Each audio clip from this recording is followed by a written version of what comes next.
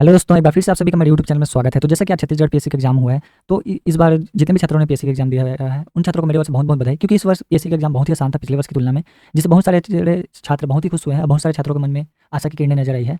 तो दोस्तों, जिन्होंने भी एग्जाम दिया था और जिन्होंने नहीं दिया था, उनके लिए यह वीडियो बहुत ही महत्वपूर्ण होंगी, क्योंकि इसी तरीके से आगे जितने भी अभी बहुत सारी परीक्षाएं होने वाली है, तो इसी तरीके से आगे के भी एग्जाम पैटर्न होंगे। तो इसके लिए आपको वीडियो देखना बहुत ही जरूरी है। तो चलिए शुरू करते हैं बिना अपना टाइम वेस्ट किए। पहला क्वेश्चन है, केंद्रीय औद्योगिक सुरक्षा बल सीआईएसएफ के महानिदेशक के रूप में नियुक्त होने वाली पहली महिला अधिकारी कौन थी? तो इसका आंसर होगा ऑप्शन ए।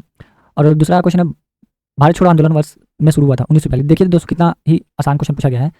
तीसरा क्वेश्चन है, पीडीआई एक है। पीडीआई इसका आंसर होगा आपका, पीडीआई का अर्थ होता है व्यक्तिगत आय माइनस व्यक्तिगत कर भुगतान माइनस गैर कर भुगतान। ठीक है।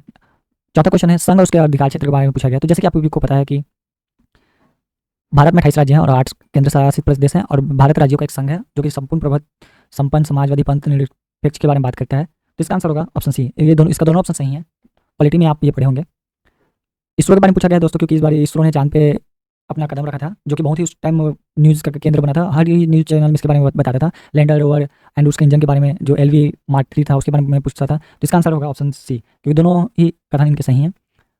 नेक्स्ट क्वेश्चन है, भारतीय राष्ट्रीय कांग्रेस के बारे में। तो आपको पता होगा इसकी स्थापना हुई थी 1885 में, और इसके पहले अध्यक्ष है उमेश चंद्र बनर्जी। तो इसका भी दोनों ऑप्शन सही होगा। Answer option C. इसरो द्वारा हाल ही में शुरू किया एक्सपोर्ट के बारे में निम्नलिखित कथन पर विचार कीजिए। तो इसका आंसर होगा ऑप्शन सी। दोस्तों, मैं इसमें सिर्फ आपको आंसर के बारे में डिस्कशन करूंगा। ठीक है। भारत का संविधान को लागू हुआ था। तो दोस्तों, हमारा संविधान बना था 26 नवंबर 1949 को, लेकिन लागू हुआ था 26 जनवरी 1950। इस क्वेश्चन में बहुत ही लोगों ने हड़बड़ी से टिक करके गलत किया होगा। तो इसका आंसर होगा ऑप्शन बी। ठीक है। 10वां क्वेश्चन है, कथनों पर विचार कीजिए, जिसमें 2 कथन दिए गए हैं। तो इन दोनों कथनों को पढ़ के इसके बारे में आपको पता करना है कि कौन सा सही है कौन सा गलत है। तो इसका आंसर होगा ऑप्शन बी। इसमें केवल एक ही कथन सही है, दूसरा गलत कथन। ठीक है। क्योंकि आपको पता होगा गंदे पानी में बीओडी की वैल्यू कम हो जाती है, जिससे जो वहाँ की मछली होती है उसके में गिरावट नजर आती है। ठीक है, मछली की संख्या में। 12 नंबर का क्वेश्चन है, सॉरी 11 नंबर क्वेश्चन है, 2023 में कौन सा रिक्स बैंक पुरस्कार से सम्मानित होता? तो आपको बैंक से आपको याद कराया गया था हमारे प्रीवियस वीडियो में कि बैंक में क्या जमा करते हैं, गोल्ड। तो इसका आंसर हो क्लाउड इन गोल्ड। ठीक है दोस्तों। तो दोस्तों, इसी प्रकार की वीडियो देखने के लिए, जो कि आप ट्रिक के माध्यम से आप याद कर सकें और अपना रिवीजन बेहतर कर सकें, उसके लिए हमारे चैनल को सब्सक्राइब करके रखें, क्योंकि हम बीच बीच में MCQ की सीरीज लाते रहते हैं, जिसके माध्यम से आप अपना रिवीजन कर सकते हैं। ठीक है दोस्तों। 12 नंबर क्वेश्चन है, जो कि प्रदीप पठार के बारे में पूछा गया है। ठीक है। तो प्रदीप पठार के बारे में आपको पता होगा। तो इसका आंसर होगा 12 का ऑप्शन सी। इसमें दोनों ऑप्शन सही हैं, क्योंकि आपको पता है कि प्रदीप पठार का इतना त्रिभुजाकार की उसकी आकृति होती है, जो कि मुंबई महाराष्ट्र ऐसे करके फैला हुआ है। तो अब त्रिभुजाकार की आकृति के बारे में पूछा गया है, इसमें जो कौन से एरिया में सिचुएटेड है उसके बारे में बोला गया है। ठीक है। इसके बारे में 13 क्वेश्चन है, निम्नलिखित में से कौन सी मंदिर वास्तुकला की वैसा शैली के उदाहरण है? क्योंकि दोस्तों, अभी श्री राम मंदिर अयोध्या में बना है, तो बहुत सारे लोगों को मन में चलता होगा कि ये क्वेश्चन का आंसर होगा। तो दोस्तों, ये क्वेश्चन का आंसर नहीं है, इसका आंसर होगा ऑप्शन ए। 14 नंबर क्वेश्चन है, जो कि कालानुक्रमिक आपको क्रम में जमाना है, जिसमें पूछा गया है जो भी आपके इतिहास में जो भी घटना हुआ है उसको क्रम से जमाने पूछा गया है। तो इसका आंसर होगा ऑप्शन सी, क्योंकि मार्लेमोंटो हुआ था 1909 में, उसके बाद जलियांवाला बाग हुआ था 1919 में, फिर गांधी यूनियन समझौता हुआ था 1930-31 आसपास में, फिर उसके बाद अगस्त प्रस्ताव आया था। ठीक है। तो इसका होगा 14 का सी। मध्य भारत में की मीनारों के बारे में निम्नलिखित पर विचार कीजिए। तो इसका आंसर होगा, जो कि कुतुब मीनार के बारे में पूछा गया है, इसका आंसर होगा ऑप्शन बी। केवल दूसरा नंबर का ऑप्शन सही है। ठीक है। 15 का होगा बी। 16 नंबर क्वेश्चन है कि भारतीय संविधान में अनुच्छेद वार्षिक वित्तीय विवरण कौन सा अनुच्छेद में दिया गया? तो इसका आंसर होगा ऑप्शन डी। दोस्तों, हमारे संविधान में बजट का कोई प्रावधान नहीं है, बजट को वार्षिक वित्तीय विवरण के नाम से दिया गया है। तो दोस्तों, आप अपने क्वेश्चन पेपर में जो भी आप क्वेश्चन टिक किया है, उसमें आप देखते हुए अपने क्वेश्चन पर टिक लगा के रखें, जिससे आपको पता चलेगा कि कितने क्वेश्चन में आप सही टिक लगाया है। ठीक है। 17 नंबर क्वेश्चन देते हैं, जो कि रोलेक्ट एक्ट के बारे में पूछा गया है। तो रोलेक्ट एक्ट के बारे में 2 कथन दिया गया है। इसमें पूछा गया कि अखिल भारतीय संघर्ष पहला अखिल भारतीय संघर्ष साबित हुआ था और काफी हद तक शहरों तक ही सीमित था रोलेक्ट एक्ट, और स्वतंत्रता मौलिक अधिकारों की स्वतंत्रता पर अंकुश लगाया गया था, पुलिस की शक्ति को मजबूत किया गया था। तो इसका आंसर होगा 17 का ए। दोनों कथन सही है, क्योंकि दोस्तों रोलेक्ट एक्ट में पता है कि आप वहाँ भीड़ इकट्ठा किए थे अपने बात को रखने के लिए, जिससे उनके मौलिक अधिकार था कि अपने वाक अभिव्यक्ति की स्वतंत्रता जो हमारे संविधान में था, उसको जब रखा गया और विरोध का प्रदर्शन किया गया, तो वहाँ गोली चलाई गई थी। इसलिए इसकी वजह से ऑप्शन सेकंड नंबर भी सही है। ठीक है। 18 नंबर क्वेश्चन है, जो कि नोबेल पुरस्कार के बारे में पूछा गया है। तो इसका आंसर होगा आपका, आप अपने क्वेश्चन पेपर में टिक लगा सकते हैं, इसका आंसर होगा ऑप्शन ए। 19 नंबर का क्वेश्चन है, संगीत श्रेणी में किस भारतीय शहर को यूनेस्को का अवार्ड दिया गया था? तो आपको बताया गया था, अगर संगीत के बारे में पूछा गया तो आपको ग्वालियर टिक करना है, क्योंकि संगीत में ग्वाली और कव्वाली का मिक्सिंग करके आपको याद कराया गया था। ग्वाली और कव्वाली का मिक्सिंग करके आपको संगीत श्रेणी का याद कराया गया था। ठीक है। तो इसका आंसर होगा ऑप्शन सी। और ऑप्शन 20 नंबर क्वेश्चन है, कैबिनेट सचिवालय के बारे में पूछा गया है। तो इसका आंसर होगा आपका, दोस्तों इसका आंसर होगा, आपको कमेंट सेक्शन में इसका आंसर पता चला जाएगा, क्योंकि यहाँ पर थोड़ा उपराष्ट्रपति को लेकर थोड़ा डाउट है। ठीक है। तो आप थोड़ी देर में आपको कमेंट सेक्शन में देख सकते हैं इसका आंसर। नेक्स्ट क्वेश्चन देखते हैं 21 का धावान सोडा का रासायनिक नाम क्या है? तो इसका आंसर होगा option A sodium carbonate. Sodium by carbonate बोला जाता है बेकिंग सोडा को, ठीक है। Baking soda sodium by carbonate होता है। लक्षद्वीप के बारे में 22 नंबर का क्वेश्चन पूछा गया, जो कि छोटा मूंगा का द्वीपों से बना हुआ है। दोस्तों अगर आपको कोई भी वर्ड में हिंदी में डाउट होता है एग्जाम के वक्त, तो आपको इंग्लिश का भी देख लेना चाहिए। जैसे मूंगा द्वीप आपको समझ नहीं आ रहा तो आपको कोरल आइसलैंड जो कि इंग्लिश में लिखा है, ये आसानी से आपको समझ आ सकता है। तो आपको हिंदी इंग्लिश मिक्स करके आपको एग्जाम देना है, ठीक है। तो इसका आंसर होगा ऑप्शन बी। पहले इसको मिनिकाय के नाम से भी जाना जाता था और ये कोरल आइसलैंड है जो कि पूरा कोरल से बना हुआ है। इसके बाद है 23 नंबर क्वेश्चन, शासक जिसमें राजवंश के नाम दिया गया है तुलु सालू संगमा, ये किससे थे? विजयनगर साम्राज्य से संबंधित थे, ठीक है। नेक्स्ट क्वेश्चन देखते हैं 24 नंबर का क्वेश्चन है जैन दर्शन के बारे में बोला गया है। तो जैन दर्शन में इसका आंसर होगा ऑप्शन सी। आप जैन धर्म के बारे में पढ़ेंगे तो इस क्वेश्चन का आसानी से टिक लगा सकते हैं। यदि दोस्तों आप किसी भी कॉम्पिटिशन एग्जाम के बारे में देते हैं तो आपको बौद्ध और जैन धर्म दोनों के बारे में आपको पता होना जरूरी है, क्योंकि बौद्ध और जैन धर्म से एक नए क्वेश्चन पूछे जाते हैं, ठीक है। 25 नंबर क्वेश्चन है जो कि भारत की पहली बहुउद्देशीय नदी घाटी परियोजना के बारे में पूछा गया है। तो इसका आंसर होगा दामोदर घाटी परियोजना, जो कि स्वतंत्र भारत की पहली परियोजना थी। अब ये कृषि पद्धति के बारे में बोला गया कि कौन सी कृषि पद्धति है जो कि जलाते हैं, काट कर जलाने वाली कृषि कहाँ होती है? तो नॉर्थ ईस्ट में अधिकतर ये काट कर जलाने वाली कृषि होती है। 27 नंबर क्वेश्चन है किस हार्मोन से गलत तरीके से जानवरों में दूध उत्पादन करते हैं? तो दोस्तों इसका आंसर होगा ऑप्शन बी। तो दोस्तों जिन्होंने प्रयोगशाला परिचालक का प्रयोगशाला टेक्नीशियन के एग्जाम दे रहे हैं उनके लिए यह क्वेश्चन बहुत ही इंपॉर्टेंट है।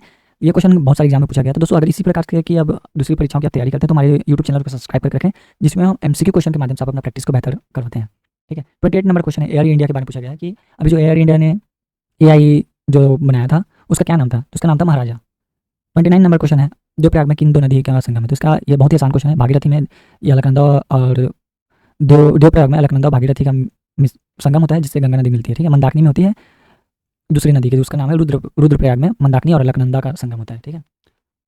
इस नंबर क्वेश्चन जो कि जीडीपी के बारे में पूछा गया है तो इसका आंसर होगा नाम मात्र की जीडीपी स्थिर बाजार मूल्य पर निकाला जाता है। 31 नंबर क्वेश्चन है सराय के संबंधित पूछा गया, आप इसको ऐसे लिख सकते हैं सराय, ठीक है। इसका आंसर होगा एक स्थान जिसका उद्देश्य भारतीय और विदेशी यात्रियों, तीर्थयात्रियों, व्यापारियों आदि को अस्थायी आवास प्रदान करना, जिसको सराय बोलते हैं, ठीक है। नेक्स्ट क्वेश्चन देखते हैं 32 नंबर क्वेश्चन पूछा है उपराष्ट्रपति के बारे में। तो उपराष्ट्रपति के बारे में आपको पता होगा कि ये राज्यसभा का पदेन अध्यक्ष होता है, ठीक है। और ये उपराष्ट्रपति जो कि दोनों सदनों द्वारा चुना जाता है, दोनों सदन मतलब होता है आपका लोकसभा राज्यसभा, तो इसके लिए आप दोनों सी लगा सकते हैं।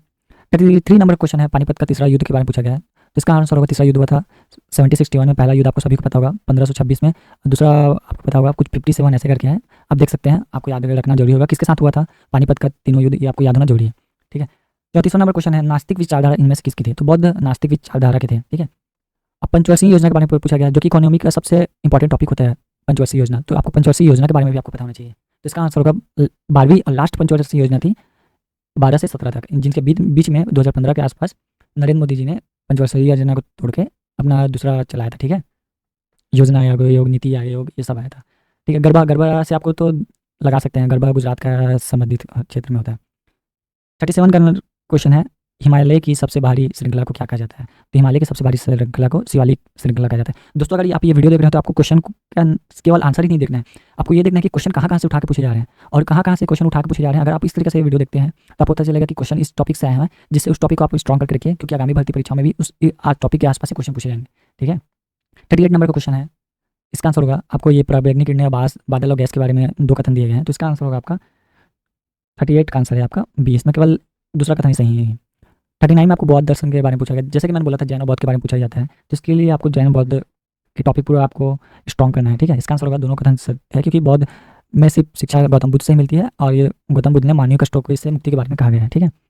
40 नंबर क्वेश्चन भारतीय रेगिस्तान के बारे में। तो रेगिस्तान के बारे में आपको पता होगा कि ये तो राजस्थान साइड आता है और राजस्थान में आपको ये अरावली पर्वत जो है जो कि ऐसे दिल्ली तक फैली हुई है, तो अरावली पर्वत के पश्चिम में आपको मिलेगा, ठीक है, भारतीय रेगिस्तान। और यहाँ 150 से कम वर्षा होगा 150 mm से, और लूनी नदी एकमात्र इसकी बड़ी नदी है, तो इसका आंसर होगा ऑप्शन डी। इनमें तीनों कथन सत्य हैं।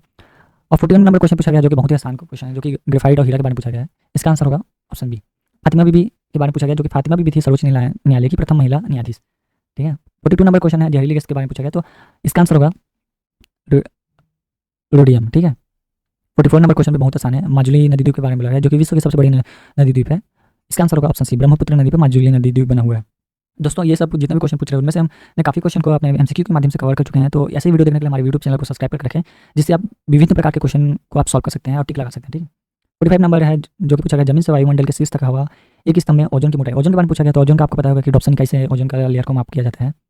46 में पूछा गया है जो कि खेल संबंधित है, जापान ओपन 2023 पुरुष एकल खिताब में किस बैडमिंटन खिलाड़ी ने जीता था? तो विक्टर एक्स जेल्सन। ठीक है।